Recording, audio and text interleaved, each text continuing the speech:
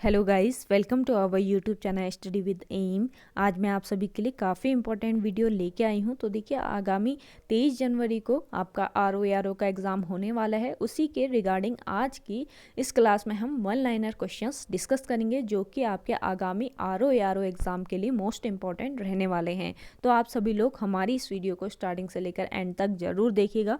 Video को start करते हैं। वीडियो स्टार्ट करने से पहले जिन लोगों ने अभी भी हमारी YouTube channel study with M को सब्सक्राइब नहीं किया है वो सब्सक्राइब कर लें।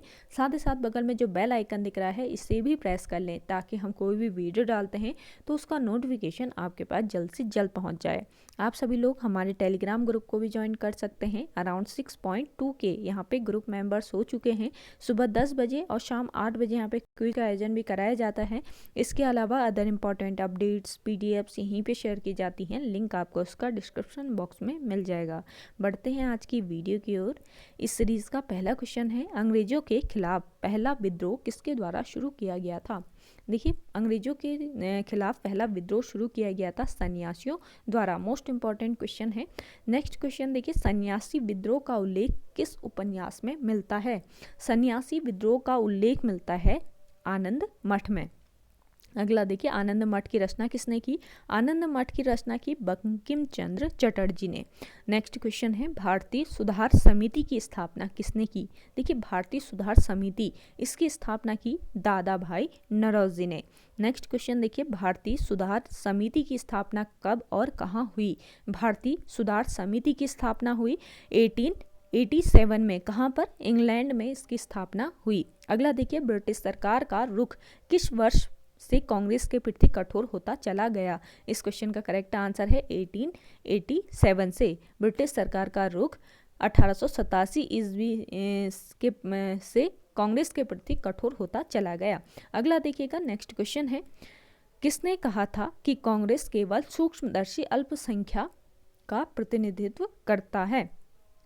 इस क्वेश्चन का करेक्ट आंसर है डफरिन। ये डफरिन ने कहा था कि कांग्रेस केवल सूक्ष्मदर्शी अल्पसंख्या का प्रतिनिधित्व करती है। अगला देखिए, कांग्रेस अपने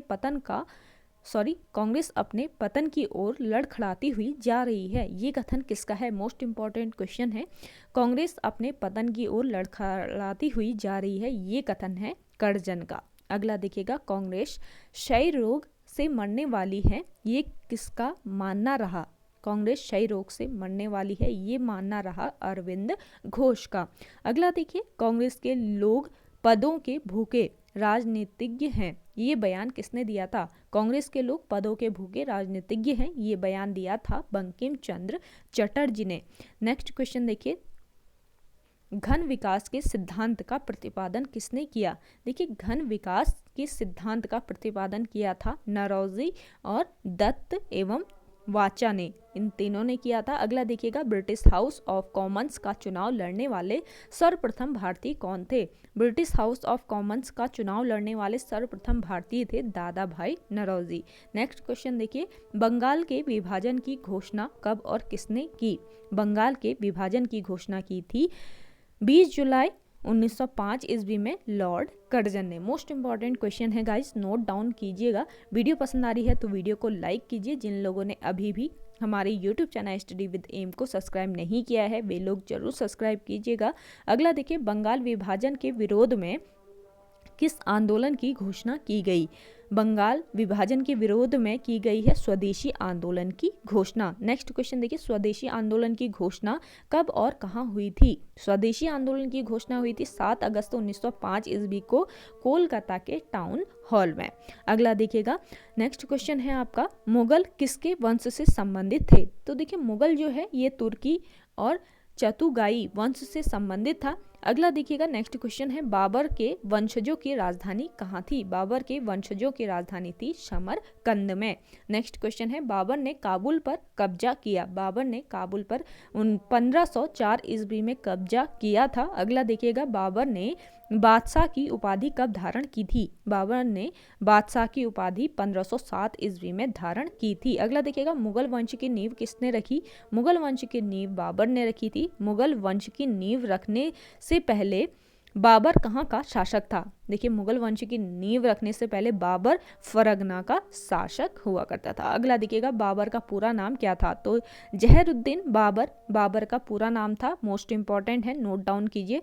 अगला देखिएगा, बाबर का जन्म कब और कहाँ हुआ था? बाबर का जन्म हुआ था 24 फरवरी 1483 ईस्वी में फरगना में। नेक्स्ट क्वेश्चन देखिए, बाबर भारत पर पहला आक्रमण किसके विरुद्ध किया था? बाबर ने भारत पर पहला आक्रमण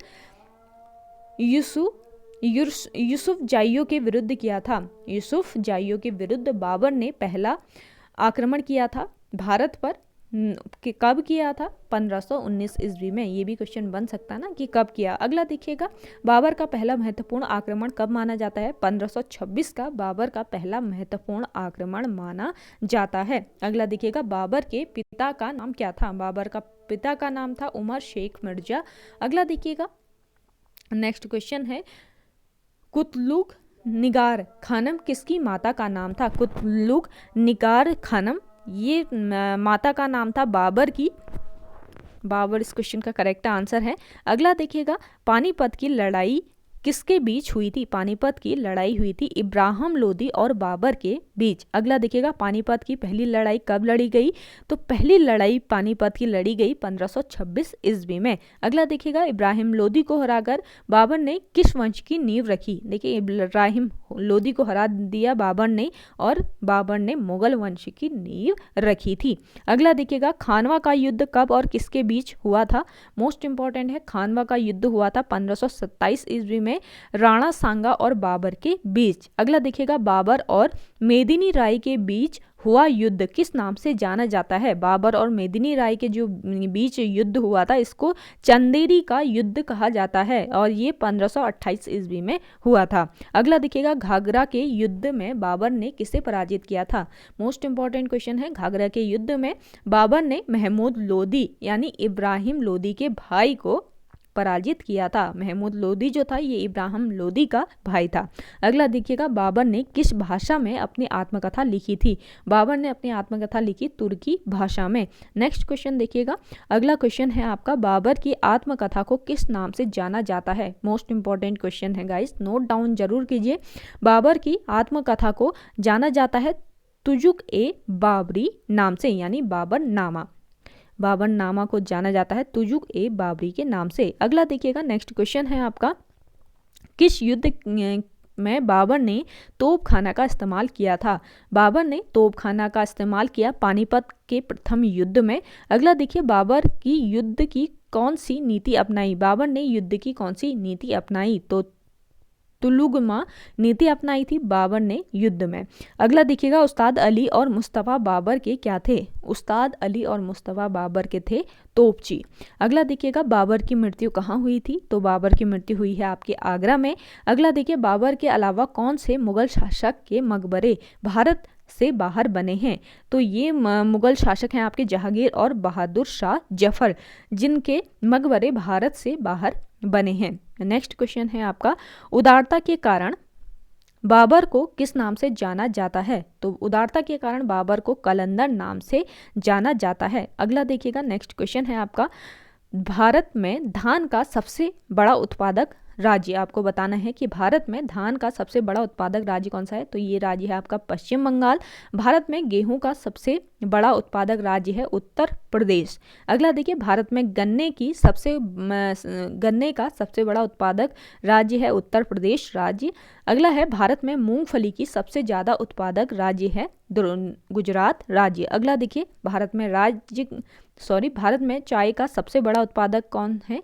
तो ये है असम राज्य। अगला देखिएगा, भारत में कॉफ़ी का सबसे बड़ा उत्पादक कर्नाटक। एक क्वेश्चन में आपके देखिए बहुत सारे क्वेश्चन यहाँ पे कवर हो रहे हैं, आपको यहाँ पे नोट डाउन कर लीजिए इन क्वेश्चन को। कोई भी क्वेश्चन आयोग द्वारा पूछा जा सकता है आपके आगामी RO एग्जाम में, तो वीडियो को एंड तक जरूर देखिएगा। यहाँ पे ये एक हिसाब से आपकी रिवीजन क्लास है। आज आपने जितना भी अभी तक पढ़ा है उसका रिवीजन हो रहा है आपका यहाँ पे, तो क्लास को एंड तक जरूर देखिएगा। 23 जनवरी को आपका आगामी 23 जनवरी को RO का एग्ज़ाम होने वाला है, उसके लिए ये आज की वीडियो मोस्ट इंपॉर्टेंट है। इसके अलावा आप कोई भी एग्ज़ाम दे रहे हो, चाहे आपका सेंट्रल लेवल का एग्ज़ाम हो या स्टेट लेवल का एग्ज़ाम हो, किसी भी एग्ज़ाम के लिए आज की ये वीडियो आपकी हेल्पफुल रहेगी। अगला देखिएगा, नेक्स्ट क्वेश्चन है आपका, भारत में कॉफ़ी का सबसे बड़ा उत्पादक। तो भारत में कॉफ़ी का सबसे बड़ा उत्पादक राज्य है कर्नाटक राज्य। अगला देखिए, भारत में जूट का सबसे बड़ा उत्पादक, भारत में जूट का सबसे बड़ा उत्पादक राज्य है आपका पश्चिम बंगाल। नेक्स्ट देखिए, भारत में तंबाकू का सबसे बड़ा उत्पादक, तो भारत में तंबाकू का सबसे बड़ा उत्पादक है आंध्र प्रदेश। अगला देखिए, भारत में केले का सबसे बड़ा उत्पादक, केले का सबसे बड़ा उत्पादक राज्य है तमिलनाडु राज्य। अगला देखिए, भारत में केसर का सबसे बड़ा उत्पादक राज्य, तो ये है जम्मू कश्मीर। तो सारे यहाँ पे जितने भी फल, सब्जियां, मसाले जो भी है रिलेटेड सारे क्वेश्चन आपके यहाँ पे कवर हो जाएंगे, आपको कहीं और सोर्स पे डिपेंड नहीं होना पड़ेगा। अगला देखिए, भारत में प्याज का सबसे बड़ा उत्पादक, तो ये है आपका महाराष्ट्र राज्य। अगला देखिए, काली मिर्च का सबसे बड़ा उत्पादक, ये है केरल। अगला देखिएगा, भारत में कपास का सबसे बड़ा उत्पादक गुजरात राज्य है, भारत में सबसे बड़ा कपास का उत्पादक राज्य। अगला देखिएगा, भारत में बांस का सबसे बड़ा उत्पादक, बांस का सबसे बड़ा उत्पादक राज्य है असम राज्य। तो यहाँ पे आपके सारे जो रिलेटेड क्वेश्चन हैं ये कवर हो गए हैं, नोट डाउन कर लीजिए इनको, आगामी RO एग्ज़ाम के लिए आपको काफ़ी हेल्प करेंगे। अगला देखिए, भारत में पहला समाचार पत्र किसने शुरू किया था, मोस्ट इंपॉर्टेंट क्वेश्चन है। भारत में पहला समाचार पत्र शुरू किया था जेम्स हिक्की ने। आपको बताना है कि भारत का पहला समाचार पत्र कौन सा था। जल्दी से कमेंट कीजिए, कमेंट सेक्शन में ज़्यादा से ज़्यादा लोग कमेंट कीजिएगा। और देखिए, वीडियो को शेयर करना है आपको अपने दोस्तों के साथ, अपने व्हाट्सएप ग्रुप्स में। अगला देखिए, भारत में पहला, नेक्स्ट है, पोस्ट ऑफिस के लेखक कौन हैं। देखिए, पोस्ट ऑफिस, इसके लेखक हैं रविंद्रनाथ टैगोर। अगला देखिएगा, भारतीय राजनीति में 1947 के बाद किस महिला ने सर्वाधिक योगदान दिया था, तो ये महिला है आपकी अरुणा आसफ अली। अगला देखिएगा, नेक्स्ट क्वेश्चन है आपका, तत्कालीन उड़ीसा किस वर्ष बिहार में पृथक हुआ। तत्कालीन उड़ीसा जो है ये बिहार से पृथक हुआ 1936 में। अगला देखिए, सैडलर आयोग का संबंध किससे था, मोस्ट इंपॉर्टेंट क्वेश्चन है, सैडलर आयोग संबंधित था शिक्षा से। अगला देखिए, नागरिकों की सेवा के लिए प्रतियोगी परीक्षा प्रणाली कब आरंभ हुई, मोस्ट इंपॉर्टेंट क्वेश्चन है, नागरिकों की सेवा के लिए प्रतियोगी परीक्षा आरंभ हुई आपके 1853 ईस्वी में। अगला देखिएगा, नेक्स्ट क्वेश्चन है, भारत में सर्वप्रथम किसके अंतर्गत सर्वोच्च न्यायालय की स्थापना हुई। तो देखिए, भारत में सर्वप्रथम रेगुलेटिंग एक्ट के अंतर्गत सर्वोच्च न्यायालय की स्थापना हुई, रेगुलेटिंग एक्ट, जो कि आपके 1773 में आया था। ये आपको ध्यान में रखना है। तो मोस्ट इंपॉर्टेंट क्वेश्चन आपको यहाँ पे बताए जा रहे हैं गाइस, नोट डाउन कर लीजिए, आपके एग्जाम के लिए इंपॉर्टेंट है। अगला देखिएगा, भारत में सर्वप्रथम किस स्थान पर सर्वोच्च न्यायालय की स्थापना हुई। तो भारत में सर्वोच्च न्यायालय की स्थापना हुई सर्वप्रथम कलकत्ता में। अगला देखिएगा, बनारस हिंदू विश्वविद्यालय के संस्थापक कौन है। तो बनारस हिंदू विश्वविद्यालय के संस्थापक हैं मदन मोहन मालवीय। अगला देखिएगा, भारत में मुसलमानों की उच्च शिक्षा के लिए किसका योगदान सर्वाधिक है। मुसलमानों की उच्च शिक्षा के लिए योगदान सर्वाधिक है भारत में सर सैयद अहमद खां का, ये आपको ध्यान में रखना है। अगला देखिए, गोल्डन थ्रेशोल्ड नामक कविता संग्रह किसकी रचना है, ये है सरोजिनी नायडू की। मोस्ट इंपॉर्टेंट क्वेश्चन है, गोल्डन थ्रेशोल्ड नामक कविता संग्रह है सरोजिनी नायडू की। अगला देखिएगा, मोंटेग्यू चैम्सफोर्ड रिपोर्ट किसका आधार बनी। मॉन्टेग्यू चैम्सफोर्ड रिपोर्ट आधार बनी भारत सरकार अधिनियम, जो आपके 1919 में आया था।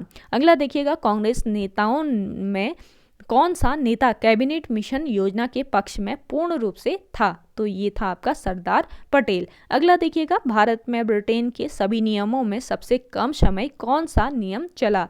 तो ये था आपका 1909 का इंडियन काउंसिल एक्ट, जो सबसे कम चला था भारत में ब्रिटेन के सभी नियमों में। अगला देखिएगा, नेक्स्ट क्वेश्चन है आपका, सोम प्रकाश नामक समाचार पत्र किसने प्रारंभ किया।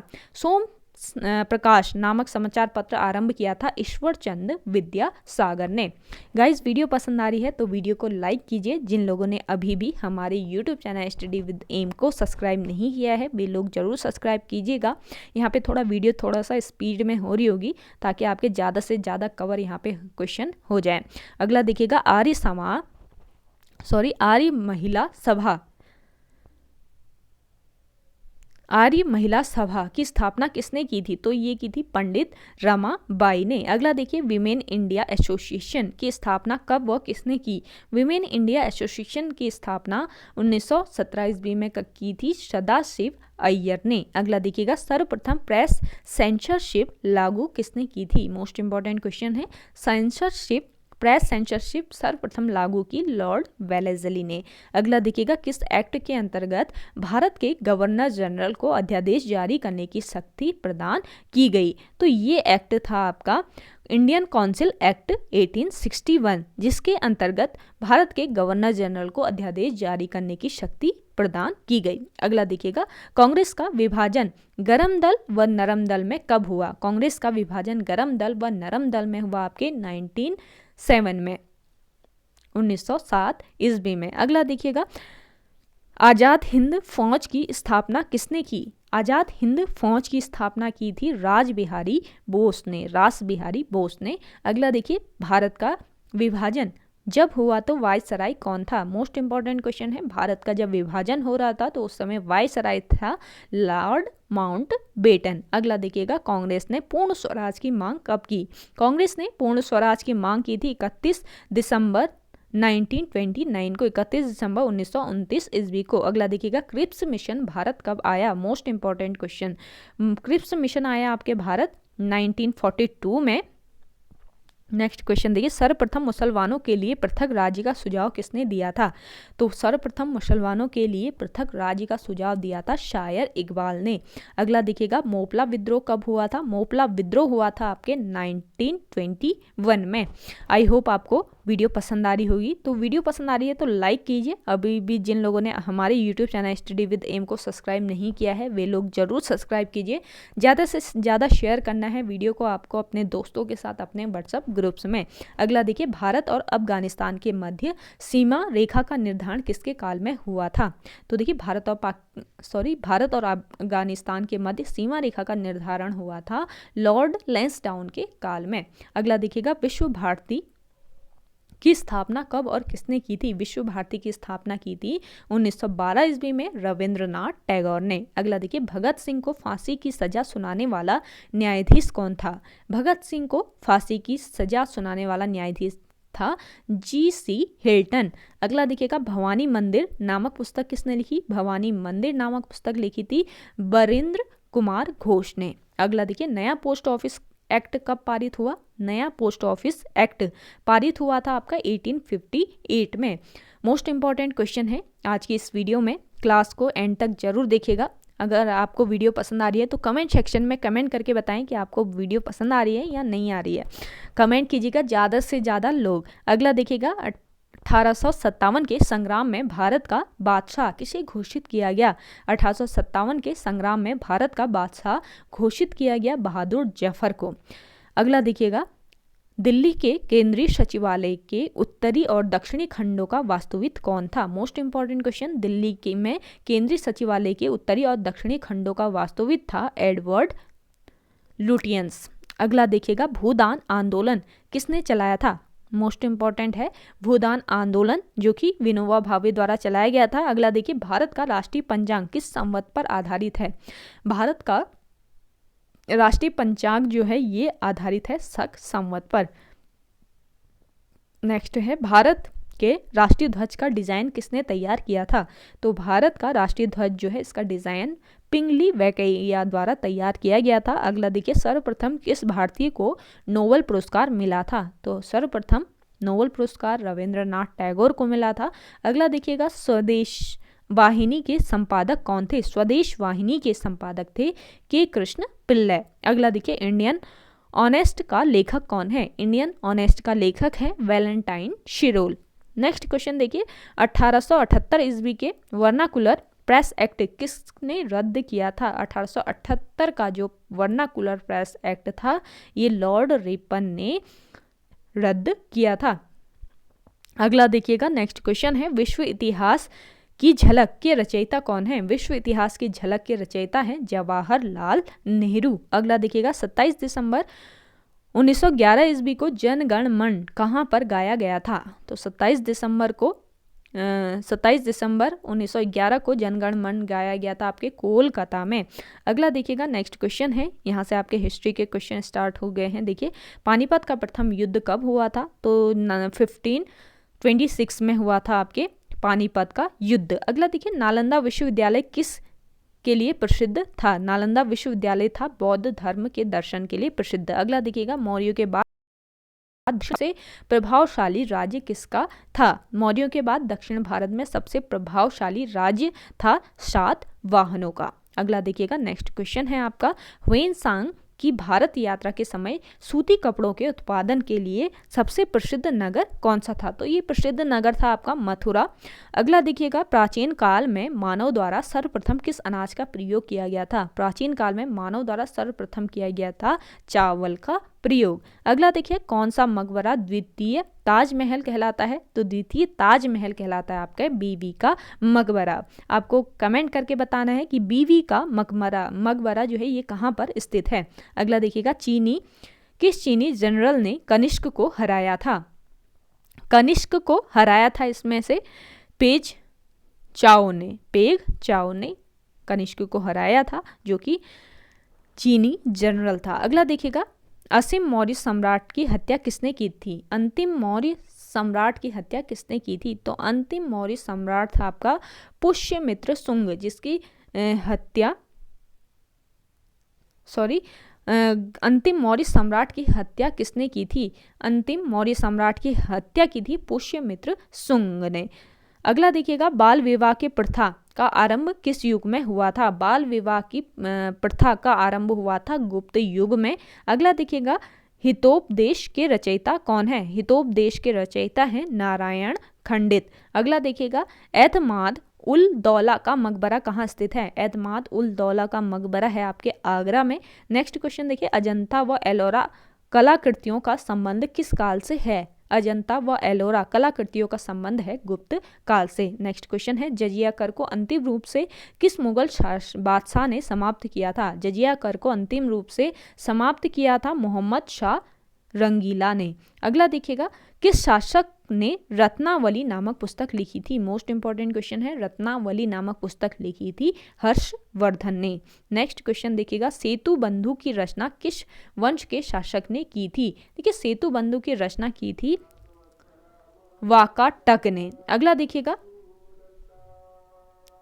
वाकाटक ने की थी। अगला है, मौर्य काल में कार्यपालिका, व्यवस्थापिका और न्यायपालिका का प्रधान एवं साम्राज्य का सर्वोच्च अधिकारी कौन होता था? तो ये होता था आपका सम्राट। अगला देखिएगा, मौर्य काल में सम्राट की स्वेच्छाचारिता पर नियंत्रण कौन रखता था? तो ये था आपका मंत्रिपरिषद, जनपद एवं लोकमत, जो मौर्य काल में सम्राट की स्वेच्छाचारिता पर नियंत्रण रखता था। अगला देखिएगा, मौर्य काल में प्रधानमंत्री को क्या कहा जाता था? मौर्य काल में प्रधानमंत्री को मंत्रिन कहा जाता था। अगला देखिएगा, मौर्य काल में धार्मिक कार्यों को संपन्न कराने वाला क्या कहलाता था? तो मौर्य काल में धार्मिक कार्यों को संपन्न कराने वाला पुरोहित कहलाता था। तो मौर्य काल का मौर्य वंश से जितने भी क्वेश्चन हैं आपके यहाँ पे कवर हो जाएंगे, आपको कहीं और से पढ़ने की जरूरत नहीं पड़ेगी। देखिए, मौर्य काल में राज दरबार, बाद सीमादारी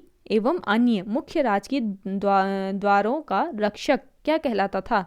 तो ये कहलाता था आपका द्वारिक। अगला देखिए, मौर्य काल में अंतपुर का अध्यक्ष को क्या कहा जाता था? मौर्य काल में अंतपुर के अध्यक्ष को कहा जाता था अंतवैदिक। अगला देखिए, मौर्य काल में आय का संग्रह करने वाला क्या कहलाता था? मौर्य काल में आय का संग्रह करने वाला समाकर्ता कहलाता था। अगला देखिए, मौर्य काल में राजकीय कोष का अध्यक्ष क्या कहलाता था? मौर्य काल में राजकीय कोष का अध्यक्ष कहलाता था सन्निधाता। अगला देखिए, मौर्य काल में कारागार का अध्यक्ष क्या कहलाता था? तो ये कहलाता था प्रशासता। अगला देखिएगा, मौर्य काल में कमिश्नर को क्या कहा जाता था? कमिश्नर को कहा जाता था मौर्य काल में प्रदेष्टि। अगला देखिए, मौर्य काल में नगर रक्षा के अध्यक्ष को क्या कहा जाता था? मोस्ट इंपॉर्टेंट क्वेश्चन है, नगर रक्षा अध्यक्ष को कहा जाता था मौर्य काल में नायक। अगला देखिएगा, मौर्य काल में नगर के कोतवाल को क्या कहा जाता था? तो पौर कहा जाता था मौर्य काल में नगर के कोतवाल को। अगला देखिएगा, मौर्य में प्रमुख न्यायाधीश को क्या कहा जाता था? तो मौर्य काल में प्रमुख न्यायाधीश जो होता था इसको व्यवहारिक कहा जाता था। अगला देखिए, मौर्य काल में पुलिस तथा अनुशासन स्थापित करने वाले दल के अध्यक्ष को क्या कहा जाता था? इसको कहा जाता था दंडपाल। अगला देखिए, नेक्स्ट क्वेश्चन है आपका, मौर्य काल में उद्योगों और कारखानों के अध्यक्ष को क्या कहा जाता था? तो इसको कर्मातिक कहा जाता था।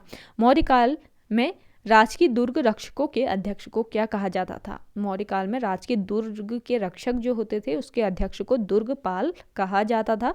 अगला देखिएगा, पुष्यभूति वंश के संस्थापक कौन थे? मोस्ट इंपॉर्टेंट क्वेश्चन है। पुष्यभूति वंश के संस्थापक थे आपके पुष्यभूति वर्धन। अगला देखिएगा, हर्ष ने अपनी राजधानी थानेश्वर से कहाँ स्थानांतरित की? हर्ष ने अपनी राजधानी थानेश्वर से कन्नौज स्थानांतरित की थी। अगला है, मुमताज महल का वास्तविक नाम क्या था? मुमताज महल का वास्तविक जो नाम था ये था आपका अर्जुमंद बानो बेगम। अगला देखिए, कुंभ मेले का आरंभ किस शासक ने किया था? हर्षवर्धन ने किया था कुंभ मेले का आरंभ। अगला देखिएगा, हर्षचरित के रचयिता कौन है? हर्षचरित इसके रचयिता है बाण भट्ट। मोस्ट इंपॉर्टेंट है ये, आगामी एग्जाम में ये क्वेश्चन पूछा जाता है तो नोट डाउन कर लीजिए। अगला देखिएगा, गुप्त वंश की स्थापना कब हुई? गुप्त वंश की स्थापना हुई 319 ईस्वी में। इसलिए मैंने यहीं पे वन लाइनर क्वेश्चन लेके आई हूँ मैं आप सभी के लिए, ताकि आपको फटाफट से ज़्यादा टाइम ना लगे आज की इस वीडियो में और ज़्यादा से ज़्यादा क्वेश्चन आपके कवर हो जाएं। अगला देखिए, गुप्त वंश के संस्थापक कौन थे? गुप्त वंश के संस्थापक थे श्रीगुप्त। अगला देखिए, बाबरनामा का फारसी में अनुवाद किसने किया था? बाबरनामा का फारसी में अनुवाद अब्दुल रहीम खान खाना ने किया था। अगला देखिए, पुराणों में अशोक का उल्लेख किस नाम से किया? में अशोक का उल्लेख अशोक वर्धन नाम से किया गया है। अगला देखिए, मुगल बादशाह को उसकी उदारता के कारण कलंदर दिया गया। तो देखिए, किस मुगल बादशाह को उसकी उदारता के कारण कलंदर दिया गया है? ये मुगल बादशाह था बाबर, जिसको उसकी उदारता के कारण कलंदर दिया गया है। अगला देखिए, गद्दी पर बैठने से पहले औरंगजेब कहाँ का गवर्नर था? गद्दी पर बैठने से पहले औरंगजेब दक्कन का गवर्नर था। अगला देखिएगा, भारत में शिलालेखों का प्रचलन किस शासक ने किया था? मोस्ट इंपॉर्टेंट क्वेश्चन है, भारत में शिलालेखों का प्रचलन किया था अशोक ने। अगला देखिए, विक्रम संवत का आरंभ कब हुआ? विक्रम संवत का आरंभ हुआ था ईस्वी पूर्व 57 में, 57 ईस्वी पूर्व में। अगला देखिए, महाभारत का फारसी अनुवाद किसके निर्देशन में हुआ था?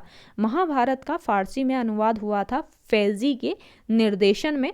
अगला देखिएगा, नेक्स्ट क्वेश्चन है आपका, अंकोर वाट कहाँ स्थित है?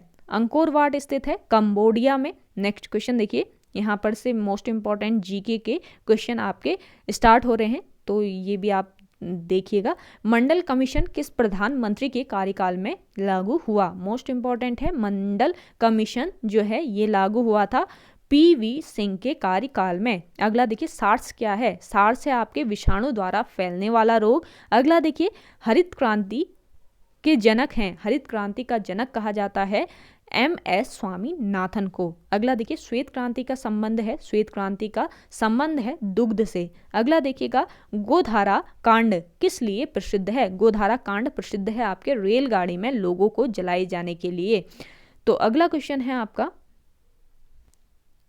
अंतिम मुगल शासक कौन था? देखिए, अंतिम मुगल शासक था आपका बहादुर शाह जफर। नेक्स्ट क्वेश्चन देखिए, सती प्रथा का सर्वाधिक विरोध किसने किया था? सती प्रथा का सर्वाधिक विरोध किया था राजा राम मोहन राय ने। अगला देखिएगा, OBC का फुल फॉर्म क्या होता है? तो OBC का फुल फॉर्म है अदर बैकवर्ड क्लासेस, सभी को पता होगा। अगला देखिएगा, सेल क्यों प्रसिद्ध है? सेल जो है ये स्टील उत्पादन के लिए प्रसिद्ध है। अगला है, डिमांड ड्राफ्ट को क्रॉस क्यों किया जाता है? डिमांड ड्राफ्ट को क्रॉस किया जाता है ताकि भुगतान बैंक के खाते के द्वारा ही किया जाए। अगला देखिएगा, पुष्कर मेला कहाँ लगता है? पुष्कर मेला आपके जयपुर में लगता है। नेक्स्ट क्वेश्चन है, आज़ाद हिंद फौज की स्थापना कहाँ हुई थी?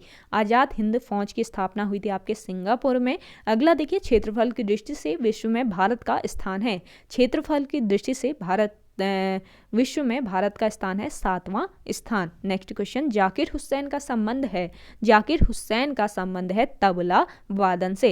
तबला से इनका संबंध है। अगला देखिएगा, लाल बहादुर शास्त्री की समाधि स्थल है, लाल बहादुर शास्त्री की समाधि स्थल है, कई बार बता दिया मैंने, विजय घाट में। अगला देखिए, स्वेज नहर जोड़ती है, स्वेज नहर जोड़ती है लाल सागर और भूमध्य सागर को। अगला देखिएगा, नेक्स्ट क्वेश्चन है आपका, मसालों की रानी, यहाँ पे देखिए मसालों होना चाहिए, मसालों की रानी किसे कहा जाता है, तो इलायची को मसालों की रानी कहा जाता है। अगला देखिएगा, यहाँ पे देखिए एक आपको डायग्राम दिया है सूचक, ये सूचक किसका है आपको बताना है, तो ये सूचक होता है पुल का।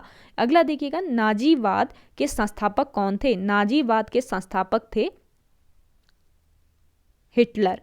अगला देखिएगा, दीन ए इलाही धर्म किसने चलाया था, दीन ए इलाही धर्म अकबर ने चलाया था। अगला देखिए, किसे गरीब नवाज खां कहा जाता है, गरीब नवाज खां कहा जाता है मुइनुद्दीन चिश्ती को। अगला क्वेश्चन है, कुतुब मीनार कहाँ है, आप सभी को पता है दिल्ली में है आपका कुतुब मीनार। अगला देखिए, पर्वत और पहाड़ के बीच की भूमि को क्या कहा जाता है, तो पर्वत और पहाड़ के बीच की जो भूमि होती है इसको कहा जाता है घाटी। अगला देखिए, जाति पाई जाती है, सहरिया जनजाति आपके राजस्थान राज्य में पाई जाती है। नेक्स्ट है, मानचित्र में पर्वत और पहाड़ को दर्शाया जाता है, तो मानचित्र में पर्वत और पहाड़ जो होते हैं ना इसको लाल रंग से दर्शाया जाता है। मोस्ट इंपॉर्टेंट क्वेश्चन है, नोट डाउन कीजिए। अगला देखिएगा, नेक्स्ट क्वेश्चन है आपका, सिल्क रेशम का सबसे बड़ा उत्पादक देश है, सिल्क रेशम, सिल्क यानी रेशम का सबसे बड़ा उत्पादक देश है आपका चीन देश। अगला देखिएगा, कारगिल युद्ध के समय पाकिस्तान का प्रधानमंत्री कौन था, कारगिल युद्ध के समय पाकिस्तान का प्रधानमंत्री थे नवाज शरीफ। अगला देखिए, भारत का राष्ट्रीय पक्षी है, मोर है भारत का राष्ट्रीय पक्षी। अगला देखिएगा, भारतीय राष्ट्रीय कांग्रेस की स्थापना कब हुई, भारतीय राष्ट्रीय कांग्रेस की स्थापना हुई 1885 ईस्वी में। अगला देखिएगा, कौन सी आकृति भूमिगत जल से बनी है, तो देखिए कास्ट वीडो जो है ये आकृति बनी है भूमिगत जल से। नेक्स्ट क्वेश्चन है, खरीफ फसल है, खरीफ फसल है मक्का। बाजरे की फसल कब काटी जाती है, तो अक्टूबर से नवंबर के बीच काटी जाती है बाजरे की फसल। अगला है, एस्कीमो के घर बने होते हैं, एस्कीमो के घर बर्फ के बने होते हैं। अगला देखिएगा, नेक्स्ट क्वेश्चन है आपका, दिल्ली से पहले भारत की राजधानी थी, दिल्ली से पहले भारत की राजधानी कलकत्ता हुई थी, बाद में इसकी राजधानी दिल्ली स्थानांतरित की गई, ये आपको ध्यान में रहना चाहिए, मोस्ट इंपॉर्टेंट क्वेश्चन है। अगला देखिएगा, लाल त्रिकोण का संबंध किससे है, लाल त्रिकोण का संबंध है परिवार कल्याण से, और इसका शाइन ऐसा होता है देख लीजिए। अगला देखिएगा, कंटूर रेखा दर्शाती है, कंटूर रेखा समुद्र तल से समान ऊंचाई और आकार वाले स्थानों को दर्शाती है आपकी कंटूर रेखा, मोस्ट इंपॉर्टेंट है आगामी एग्जाम के लिए। अगला देखिए, कावेरी नदी बहती है, कावेरी नदी आपके दक्षिण में बहती है। भारत के महाभारत के रचयिता कौन है, महाभारत की रचना की है वेद व्यास ने। अगला देखिए, श्रीलंका में कौन सी जनजाति सबसे अधिक पाई जाती है, श्रीलंका में सबसे अधिक पाई जाने वाली जनजाति है सिंहली जनजाति। आज की ये वीडियो आपको कैसी लग रही है कमेंट जरूर कीजिएगा कमेंट सेक्शन में। वीडियो पसंद आ रही है तो वीडियो को लाइक कीजिए। जिन लोगों ने अभी भी हमारे YouTube channel study with M को सब्सक्राइब नहीं किया है वे लोग जरूर सब्सक्राइब कीजिए। वीडियो को शेयर जरूर कीजिएगा अपने दोस्तों के साथ अपने व्हाट्सएप ग्रुप्स में। अगला देखिएगा, होलिका दहन के समय कौन सा अनाज जलाया जाता है। होलिका दहन जब होता है उस समय जौ नामक अनाज को जलाया जाता है। अगला देखिए, गांव के मेले में पंजीकरण शुल्क से किसे आय होती है। गांव में जो मेले लगते हैं उसमें पंजीकरण शुल्क लिया जाता है, उससे आय होती है जिला परिषद को। अगला देखिएगा, खुदाई खिदमतगार की स्थापना किसने की। खुदाई खिदमतगार की स्थापना खान अब्दुल गफ्फार खान ने की। अगला देखिए, गंगा यमुना नदी का संगम स्थल है। गंगा यमुना नदी का संगम होता है इलाहाबाद में। नेक्स्ट क्वेश्चन है, हिमालय की सबसे उत्तरी पर्वत श्रेणियों को कहते हैं। हिमालय की सबसे उत्तरी पर्वत श्रेणियों को कहा जाता है हिमाद्री। नेक्स्ट क्वेश्चन है, बुद्ध के बचपन का नाम क्या था। बुद्ध के बचपन का नाम था सिद्धार्थ। नेक्स्ट क्वेश्चन है, भारत की समुद्री सीमा लंबी है। भारत की समुद्री सीमा लंबी है 7500 किलोमीटर। नेक्स्ट क्वेश्चन है, मेगास्थनीज किसका राजदूत था। मेगास्थनीज जो है ये सेल्यूकस का राजदूत था। अगला देखिए, कथकली किस राज्य का नृत्य है। मोस्ट इंपॉर्टेंट है, कथकली नृत्य है केरल राज्य का। अगला देखिएगा, उज्जैन किस नदी के किनारे बसा है? उज्जैन बसा है आपकी गोदावरी नदी के किनारे। नेक्स्ट क्वेश्चन, दल बदल, यहाँ पे दाल हो गया, देखिए दल बदल कानून जो है ये 1985 में पारित हुआ था। अगला देखिएगा, नेक्स्ट क्वेश्चन है आपका, कंप्यूटर की घड़ी की स्पीड की गणना किस में की जाती है? कंप्यूटर की घड़ी की स्पीड की गणना की जाती है मेगाहर्ट्ज में। अगला देखिए, वर्ल्ड में इंसर्शन पॉइंट क्या निर्दिष्ट करता है? देखिए वर्ड में इंसर्शन पॉइंट जो होता है ये निर्दिष्ट करता है जहां टेक्स्ट एंटर किया जाएगा। अगला देखिएगा, देरी से बचने के लिए अगले डाटा का इंस्ट्रक्शन को प्रोसेस करने के लिए स्टोरेज स्पेस क्या कहलाता है? इसको कहा जाता है कैश। अगला देखिए, प्रयोक्ता द्वारा सेव किए गए पुनः प्रयोग योग कमांडो या स्टेप्स के सेट को क्या कहते हैं? इसको मैक्रो कहा जाता है। अगला देखिएगा, अगला है आपका, मोशन पिक्चर क्लिपों को बदलने के लिए किस प्रकार का सॉफ्टवेयर प्रयोग किया जाता है? मोशन पिक्चर क्लिपों को बदलने के लिए वीडियो एडिटिंग का प्रयोग किया जाता है। अगला है, यदि आप वर्ड में रिसीव के बजाय, देखिए इसको दबाते हैं, रिसीव के बजाय रिवी टाइप करेंगे तो इनमें से कौन अपने आप बदल देगा? कौन इसे अपने आप बदल देगा? तो यहाँ पे देखिए ऑटो करेक्ट इसको अपने आप बदल देगा अगर आपका स्पेलिंग मिस्टेक हो गया है। अगर आप RECEIVE के बजाय REIEVE ये टाइप कर दें तो आपका ऑटो करेक्ट खुद ही करेक्ट कर लेगा। अगला देखिएगा, कौन सा साइलेंस लोगों के समूह को निर्दिष्ट करता है जो सॉफ्टवेयर का प्रयोग कर सकता है? तो इस क्वेश्चन का करेक्ट आंसर है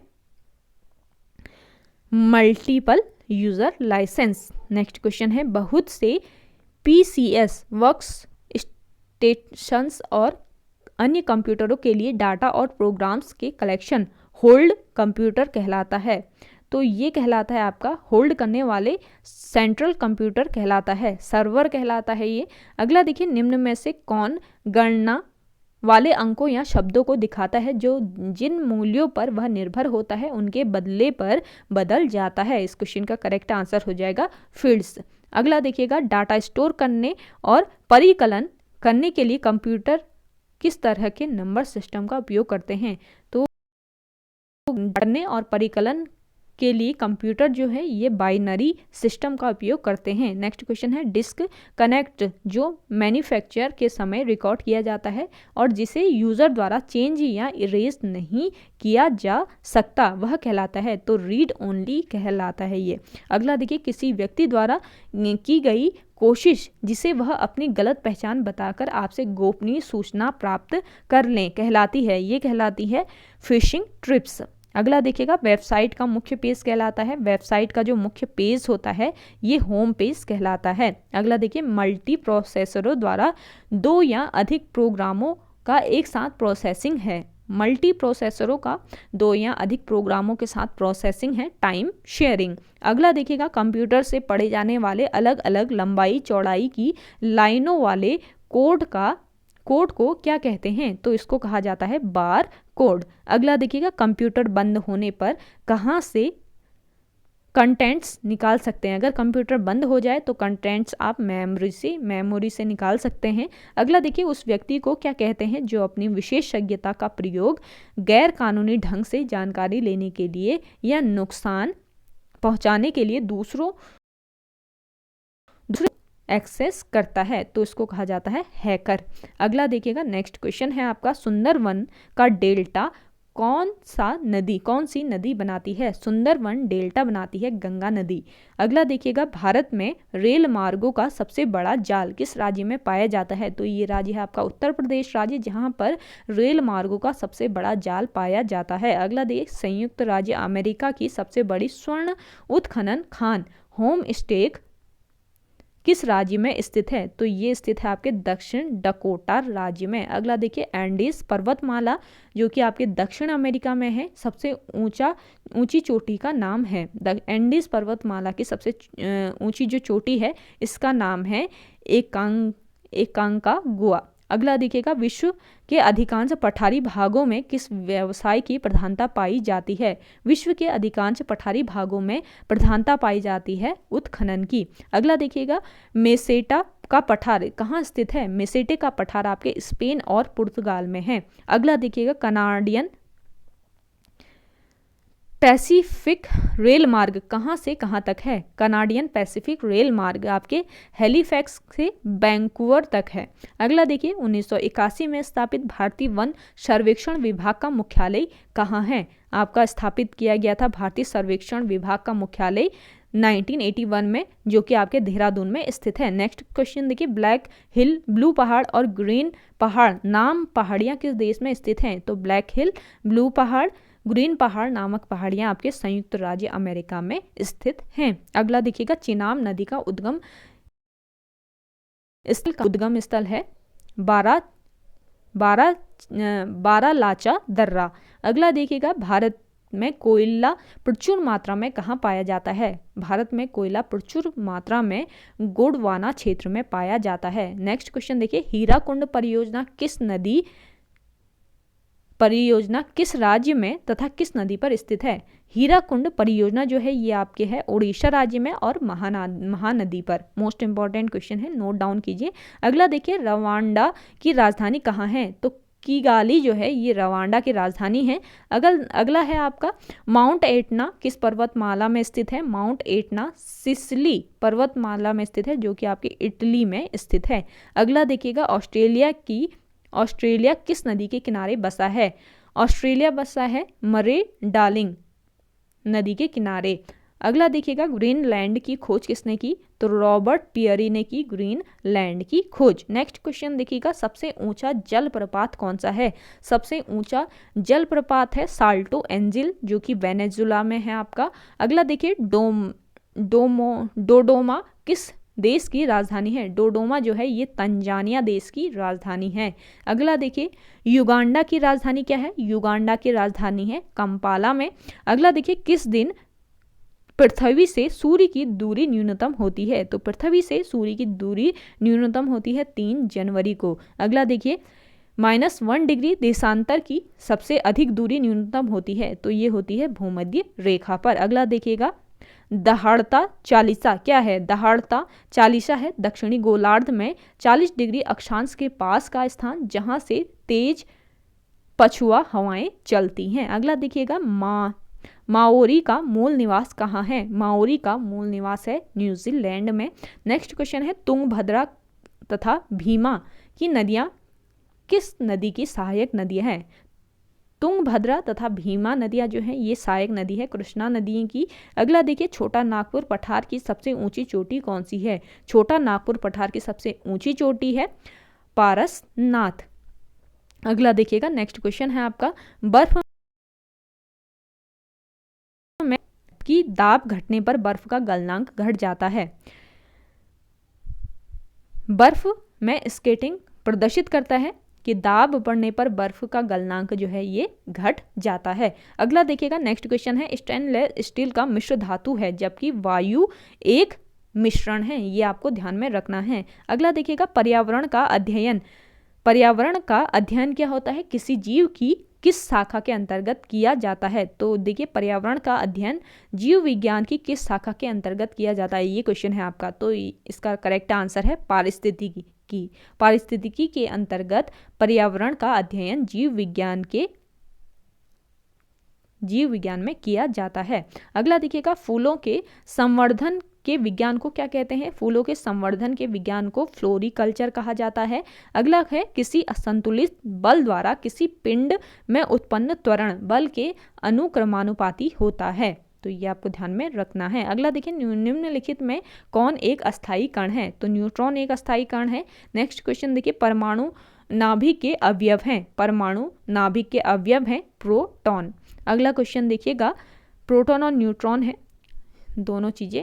अगला देखिए, सजावटी वृक्ष तथा झाड़ियों के संवर्धन से संबंधित अध्ययन कहलाता है। सजावटी वृक्ष तथा झाड़ियों के संवर्धन से संबंधित अध्ययन आपके आर्बोरी कल्चर ये कहलाता है। अगला देखिएगा, निकट दृष्टि दोष से पीड़ित व्यक्ति के चश्मे में कौन सा लेंस प्रयोग किया जाता है, तो इसमें प्रयुक्त है अवतल लेंस। अगला देखिएगा, दूर दृष्टि दोष से पीड़ित व्यक्ति के चश्मे में कौन सा लेंस प्रयोग किया जाता है, तो ये लेंस है आपका उत्तल लेंस। अगला देखिए, न्यूटन की गति के तिरछे नियम के अनुसार क्रिया और प्रतिक्रिया से संबद्ध बल हमेशा भिन्न भिन्न वस्तुओं पर ही लगे होने चाहिए। नेक्स्ट है आपका, प्रत्येक क्रिया के बराबर दिशा में एक प्रतिक्रिया होती है, तो यह न्यूटन की गति विषयक का तृतीय नियम है। ये आपको ध्यान में रखना है। ये जो साइंस के क्वेश्चन हैं ये आपके आगामी 25 जनवरी से, देखिए 25 जनवरी से आपका टेक्निकल 1 की जो एग्ज़ाम है वो होने वाले हैं। जो भारतीय कृषि अनुसंधान संस्थान में टेक्निकल 1 की वैकेंसी निकली है उसमें एग्ज़ाम होने वाला है, तो उसके लिए ये साइंस के क्वेश्चन मोस्ट इम्पॉर्टेंट है। तो जिन लोगों का वो एग्ज़ाम है टेक्निकल 1 का, तो उसको वीडियो आप देख सकते हैं स्टार्टिंग से लेकर एंड तक, मोस्ट इम्पॉर्टेंट है। अगला देखिएगा, माइकोलॉजी में किसका अध्ययन किया जाता है, माइकोलॉजी में अध्ययन किया जाता है कवक का। नेक्स्ट क्वेश्चन देखिएगा, जल में तैरता न्यूटन की गति के किस नियम के कारण संभव है, तो ये संभव है तृतीय नियम के। अगला देखिए, कोई पिंड तब तक विरामावस्था में ही बना रहेगा जब तक उस पर कोई बाह्य बल कार्य नहीं करता, यह कथन किसका है, तो ये कथन है न्यूटन का।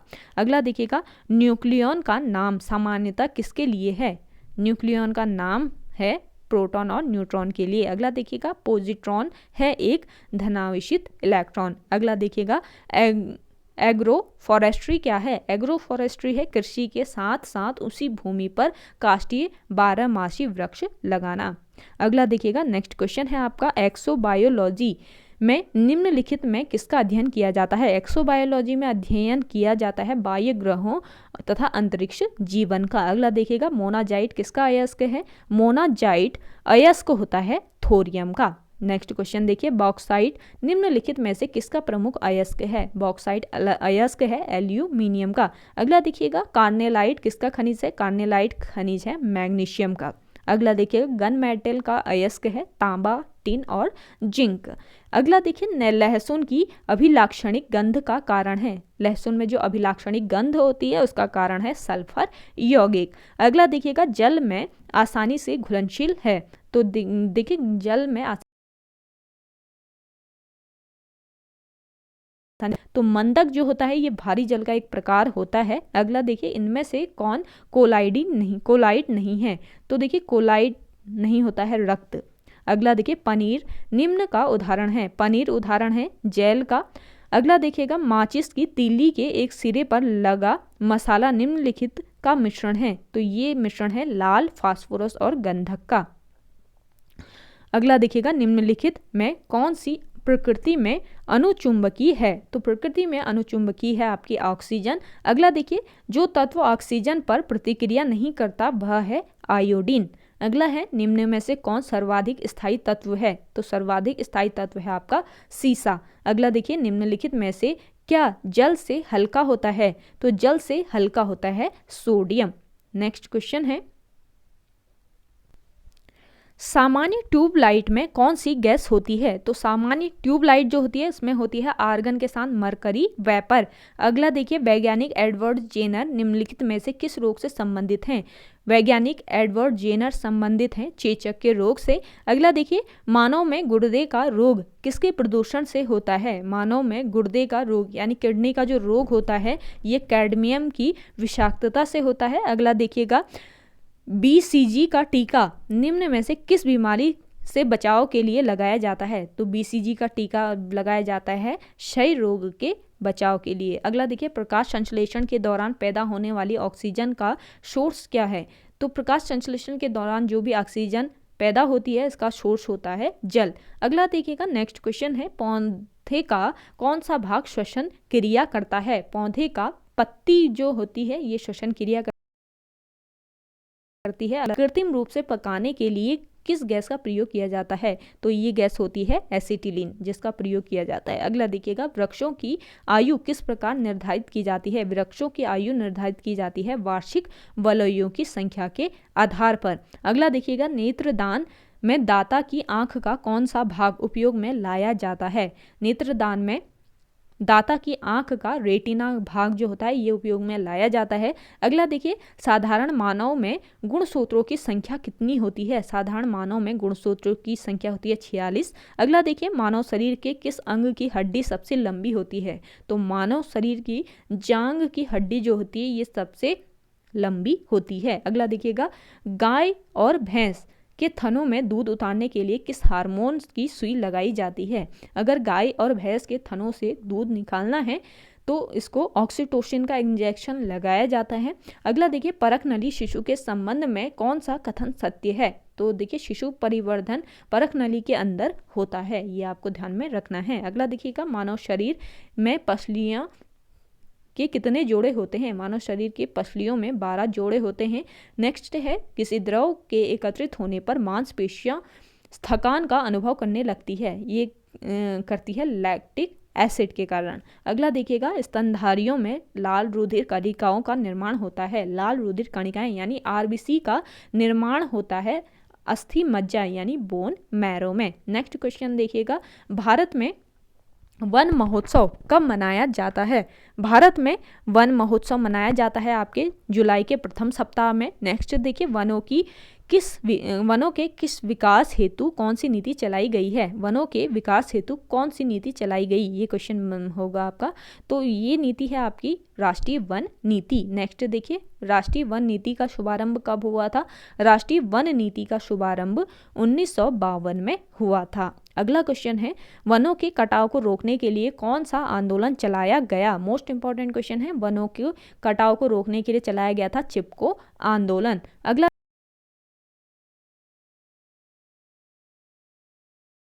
आंदोलन चलाया था सुंदरलाल बहुगुणा ने। अगला देखिएगा, चिपको आंदोलन में गौरा देवी जो है इनकी भी महत्वपूर्ण भूमिका थी, ये भी ध्यान में रखेंगे। अगला देखिएगा, चिपको आंदोलन को किस पुरस्कार से सम्मानित किया गया था? तो इसको राइट लिवलीहुड पुरस्कार से सम्मानित किया गया था। अगला देखिएगा, फॉरेस्ट रिसर्च इंस्टीट्यूट कहाँ है? ये आपके देहरादून में स्थित है। Indian institute of forest management की स्थापना कब और कहाँ की गई थी? तो Indian institute of forest management की स्थापना हुई थी 1981 में भोपाल में। अगला देखिएगा, राष्ट्रीय वन नीति के अनुसार देश के कितने प्रतिशत क्षेत्रफल का वन आवश्यक है? तो 33% जो वन क्षेत्र है ये राष्ट्रीय वन नीति के अनुसार देश में आवश्यक है। अगला देखिएगा, भारतीय वन सर्वेक्षण का मुख्यालय कहाँ है? भारतीय वन सर्वेक्षण का मुख्यालय है आपके देहरादून में। अगला देखिएगा, राष्ट्रीय पर्यावरण शोध संस्थान कहाँ है? राष्ट्रीय पर्यावरण शोध संस्थान है नागपुर में। अगला देखिए, वन महोत्सव के जनक कौन है? वन महोत्सव के जनक हैं KM मुंशी। अगला है आपका, भारत में वनों की रिपोर्ट कौन जारी करता है? तो मोस्ट इंपॉर्टेंट क्वेश्चन है, भारत में वनों की ताज़ा रिपोर्ट कौन जारी करता है? तो भारत में वनों की जो ताज़ा रिपोर्ट जारी करने वाली संस्था है ये है आपका, ये विभाग है भारतीय वन सर्वेक्षण विभाग। भारतीय वन सर्वेक्षण विभाग कहाँ पर है ये आपको कमेंट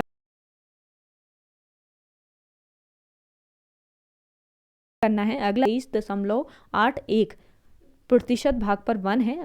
अगला है, भारत में सबसे अधिक वन किस राज्य में हैं? तो भारत में सबसे अधिक वन है मध्य प्रदेश राज्य में। नेक्स्ट है, भारतीय वन सर्वेक्षण विभाग की स्थापना कब की गई? भारतीय वन सर्वेक्षण विभाग की स्थापना 1981 में की गई। अगला देखिए, भारत में किस प्रकार के वन सर्वाधिक पाए जाते हैं? उष्णार्ध पतझड़ वन भारत में सर्वाधिक पाए जाते हैं। नेक्स्ट देखिएगा, भारत में चंदन की लकड़ी के वन सबसे अधिक कहाँ पाए जाते हैं? तो कर्नाटक राज्य में भारत के कर्नाटक राज्य में चंदन की लकड़ी के वन सबसे अधिक पाए जाते हैं। अगला देखिएगा, साइलेंट वैली क्यों प्रसिद्ध है? तो देखिए, साइलेंट वैली जो है ये आपके केरल राज्य में है। अगला देखिएगा, फूलों की घाटी कहाँ स्थित है? फूलों की घाटी है आपके उत्तराखंड राज्य में। अगला देखिएगा, कौन सा राज्य शहतूत रेशम उत्पादित करता है? तो देखिए शहतूत रेशम उत्पादित करता है आपका कर्नाटक राज्य। नेक्स्ट क्वेश्चन देखिए, भारत में सबसे महत्वपूर्ण व्यावसायिक वन कौन से हैं? भारत में सबसे महत्वपूर्ण व्यावसायिक वन है उष्णकटिबंधीय अर्ध सदाबहार वन। अगला देखिए, भारत में उष्णकटिबंधीय और शीतोष्ण कटिबंधीय वनों का प्रतिशत कितना है? तो देखिए भारत में उष्णकटिबंधीय और शीतोष्ण कटिबंधीय वनों का प्रतिशत है 93 व 7%। अगला देखिएगा, भारत में सबसे प्रमुख वनस्पति कौन सी है? पतझड़ वन भारत में सबसे प्रमुख वनस्पति है। उष्णकटिबंधीय सदाबहार वन कहाँ पाए जाते हैं? प्रायद्वीपीय पठारों पर पाए जाते हैं उष्णकटिबंधीय सदाबहार वन। नेक्स्ट क्वेश्चन है आपका, भारत वन रिपोर्ट 2011 के अनुसार भारत विश्व में वनों का कितने प्रतिशत है? तो केवल 3%। 2011 के वन रिपोर्ट के अनुसार भारत में विश्व के वनों का प्रतिशत है। अगला देखिएगा, भारत के किस राज्य में सबसे कम वन पाए जाते हैं? हरियाणा राज्य ऐसा है भारत का जहां पर सबसे कम वन पाए जाते हैं। अगला देखिए, भारत के पश्चिमी घाट पर किस प्रकार की वनस्पति पाई जाती है? भारत के पश्चिमी घाट में सदा रहित वन पाए जाते हैं। अगला देखिएगा, दलदली एवं ज्वार भाटा वाले क्षेत्रों में जाने वाले दलदली एवं ज्वार भाटा वाले क्षेत्रों में जो वन पाए जाते हैं इनको मैंग्रोव वन कहा जाता है। मोस्ट इंपॉर्टेंट क्वेश्चन है गाइस, वीडियो को एंड तक जरूर देखिएगा। अगर वीडियो पसंद आ रही है तो वीडियो को लाइक कीजिए। जिन लोगों ने अभी भी हमारे YouTube channel study with M को सब्सक्राइब नहीं किया है वे लोग जरूर सब्सक्राइब कीजिएगा। अगला देखिए, वनों की दृष्टि से महाभारत के शीर्ष 3 राज्यों का अवरोही क्रम है। तो अवरोही क्रम है 3 राज्यों का, मध्य प्रदेश, अरुणाचल प्रदेश और छत्तीसगढ़ वनों की दृष्टि से। अगला देखिए, कौन सा वृक्ष सदाबहार वृक्षों की श्रेणी में नहीं है? तो महोगनी वृक्ष जो है ये सदाबहार वृक्षों की श्रेणी में नहीं है। अगला देखिए, कितनी ऊंचाई के बाद हिमाचल पर वनस्पति नहीं उगती है? देखिए 6000 मीटर की ऊंचाई के बाद हिमाचल में वनस्पति नहीं उगती है। अगला देखिए, गंगा ब्रह्मपुत्र डेल्टाई क्षेत्रों में किस वृक्ष की अधिकता के कारण इसे सुंदर वन कहा जाता है? इस क्वेश्चन का करेक्ट आंसर है सुंदरी। अगला देखिए, भारत में जैव विविधता के ताप स्थल कौन से हैं? भारत में जैव विविधता के ताप स्थल हैं पूर्वी हिमालय एवं पश्चिमी घाट। नेक्स्ट क्वेश्चन है, भारत के किस भौतिक प्रदेश में उष्णकटिबंधीय से लेकर अल्पाइन प्रकार की वनस्पति पाई जाती है? तो ये पाई जाती है उत्तर हिमालय का पर्वतीय प्रदेश में। अगला देखिए, जिस स्थान में 100 सेंटीमीटर से 200 सेंटीमीटर औसत वर्षा होती है वहाँ किस प्रकार के वन पाए जाते हैं? तो वहाँ पे पाए जाते हैं आपके उष्णार्ध पतझड़ वन। नेक्स्ट क्वेश्चन देखिएगा, नेक्स्ट क्वेश्चन है आपका, केंद्र सरकार ने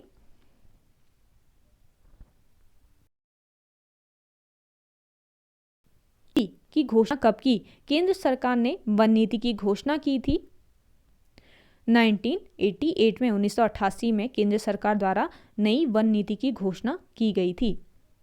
अगला क्वेश्चन है, भारत की प्रमुख धान्य फसल कौन सी है? तो भारत की प्रमुख धान्य फसल है चावल। अगला देखिए, पत्तियों के 2 मुख्य कार्य होते हैं। पत्तियों के मुख्य 2 कार्य होते हैं, प्रकाश संश्लेषण व वाष्पोत्सर्जन। अगला देखिए, डॉक्टर, चित्रकार, शिल्पकार आदि के द्वारा उपयोग किया जाने वाला कैल्शियम सल्फेट का लोकप्रिय नाम क्या है? तो इसका लोकप्रिय नाम है प्लास्टर ऑफ पेरिस। अगला देखिएगा, सोने के आभूषण बनाते समय उनमें कौन सी धातु मिलाई जाती है? सोने के आभूषण जब बनाए जाते हैं उसमें मिलाई जाती है तांबा धातु। अगला देखिए, निम्नलिखित में से सबसे भारी धातु कौन सी है? ऑस्मियम है सबसे भारी धातु। अगला देखिएगा, आग बुझाने वाली गैस कौन सी है? कार्बन डाइऑक्साइड होती है आग बुझाने वाली गैस। अगला देखिएगा, रात्रि में पेड़ के नीचे सोना हानिकारक होता है क्योंकि पेड़ छोड़ते हैं कार्बन डाइऑक्साइड। अगला देखिएगा, नेक्स्ट क्वेश्चन है आपका, मानव शरीर में प्रचुर मात्रा में कौन सा तत्व होता है? ऑक्सीजन मानव शरीर में प्रचुर मात्रा में पाया जाता है। अगला देखिए, टमाटर सॉस में पाया जाता है, तो इसमें पाया जाता है एसिटिक एसिड। अगला देखिए, बायोलॉजी के जन्मदाता के रूप में किसे जाना जाता है? अरस्तु को जाना जाता है बायोलॉजी के जन्मदाता के रूप में। नेक्स्ट क्वेश्चन है, किस पौधे का फल भूमि के नीचे पाया जाता है? तो मूंगफली ऐसा फल है जिसमें ऐसा फल है जो फल जो है इसका मूंगफली का वो जमीन के नीचे पाया जाता है। अगला देखिएगा, कोशिका को एक निश्चित रूप कौन प्रदान करती है? कोशिका को एक निश्चित रूप कोशिका भित्ति प्रदान करती है। नेक्स्ट क्वेश्चन है, पत्तियों को हरा रंग किसके द्वारा प्राप्त होता है? क्लोरोप्लास्ट के कारण पत्तियों को हरा रंग प्राप्त होता है। राष्ट्रीय पर्यावरण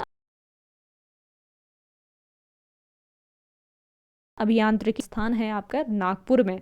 अगला देखिए, भूरी क्रांति किससे संबंधित है? भूरी क्रांति संबंधित है उर्वरकों के उत्पाद से। नेक्स्ट क्वेश्चन है, मादा पशुओं के बच्चे पैदा होते समय कौन सा हार्मोन अधिक सक्रिय होता है? तो ये हार्मोन होता है ऑक्सीटोसिन हार्मोन। नेक्स्ट क्वेश्चन देखिएगा, नेक्स्ट अगला है आपका, भारत का कौन सा राज्य एशिया की अंडे की टोकरी के नाम से जाना जाता है? तो इस क्वेश्चन का करेक्ट आंसर है आपका आंध्र प्रदेश। अगला देखिए, भारतीय पशु चिकित्सा अनुसंधान संस्थान कहाँ स्थित है? भारतीय पशु चिकित्सा अनुसंधान संस्थान है बरेली में। अगला देखिए, लाल क्रांति किससे संबंधित है? लाल क्रांति संबंधित है मांस उत्पादन से, मांस उत्पादन से। अगला देखिएगा, मुर्गियों की सबसे खतरनाक बीमारी है? तो रानीखेत नामक जो बीमारी है मुर्गियों की सबसे खतरनाक बीमारी होती है। अगला देखिएगा, दूध का घनत्व किस यंत्र की सहायता से ज्ञात किया जाता है? तो ये किया जाता है लैक्टोमीटर से। अगला देखिए, भारत में सर्वाधिक पशुधन किस राज्य में है? तो भारत में सर्वाधिक पशुधन है उत्तर प्रदेश राज्य में।